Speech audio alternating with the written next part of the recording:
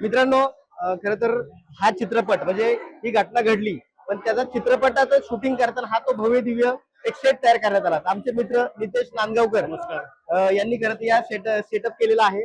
कला दिग्दर्शन त्याचं प्रोडक्शन डिझाईन यांनी केलेलं आहे. देऊळ बंद 2 असेल किंवा भरपूर सिनेमे धर्मीर असतील, बरेच सिनेमांचं काम त्यांनी केले.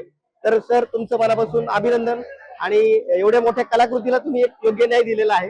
तर एक होतं माळीन, हा चित्रपटाची स्क्रिप्ट तुम्हाला आल्यानंतर की हे जी काही घटना घडली ती आपल्या मनात होती सगळ्यांच्या, म्हणजे भीती होती, एक दुःख होतं.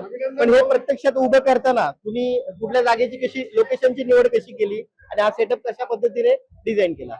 मुळात जागेची निवड दिग्दर्शकाने आधीच करून ठेवली होती या सगळ्याची.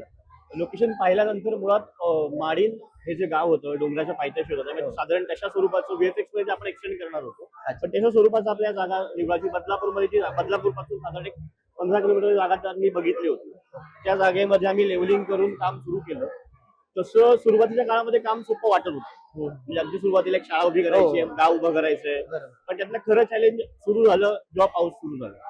कारण मुळात अपेक्षा यांना अशी होती की रिक्वायरमेंट डिरेक्टरांची, राजू राणीची आणि बाकीच्या DOPची रिक्वायरमेंट ही होती की त्यांना ना तो माहोल पाहिजे होता. पाऊस सतत पाऊस पडतोय, पाऊस तर ते पाडणार होते, पण कसं ते त्यामुळे त्यांनी काय केलं की एक बेसिक तो माहोल करण्यासाठी आपण स्टीमर वापरू शकत नाही एवढा मोठा, मग साधारण जून जुलै आपण निवडूया अशा हिशोबाने आम्ही तो सेट चालू केला होता.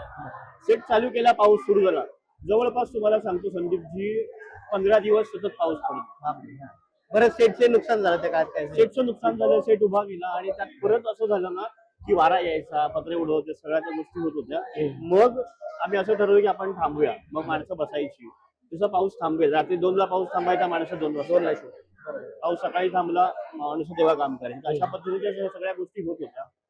ह्यात एक महत्वाची गोष्ट होती ना, ते यांनी काही पोर्शन म्हणजे फिल्मचा पहिला काही पोर्शन त्यांनी ऍक्च्युअल जी शाळा आहे तिथे आणि मग पुन्हा ते असं होतं ना की मग ते सेम दिसलं पाहिजे. मग आम्ही ना एक मेजरमेंट तिकडचे घेतले, ऍक्च्युअल दगडापासून सगळी मेजरमेंट घेतली सगळं, आणि ऍज इट इज स्केलमध्ये, ऍक्च्युअल स्केलमध्ये ती शाळा उभी केली. खरी शाळा आणि आम्ही उभी केलेली शाळा याच्यामध्ये फक्त 2 दिवसाचा फरक. इतके डिटेल आम्ही ते सगळं उभं केलं, सगळं उभं राहिलं. आणि मग त्यांचं सगळं ते शूट तिथे सुरू झालं. गावातले लोक, जे काही गावातली लोक वाचलेली आली, त्या लोकांच्या अक्षरशः पाणी होतं की तुम्ही जसं तसं उभं केलं ते. त्यामुळे ते एक अचिव्हमेंट तुम्हाला ती सांगायची गरज नाही आपल्यासाठी काय महत्व होतं. आपल्यासाठी अवॉर्ड पेक्षा ते लोकांच्या रिएक्शन, ती गोष्ट खरी वाटणं, सेट खरं वाटणं हे महत्वाचं होतं. आणि ते आम्ही तिथे अचीव्ह केलं.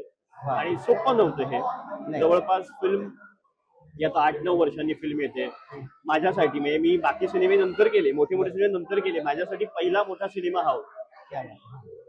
माझ्यासाठी चॅलेंज असणारा आणि मोठा असणारा सिनेमा हा होता.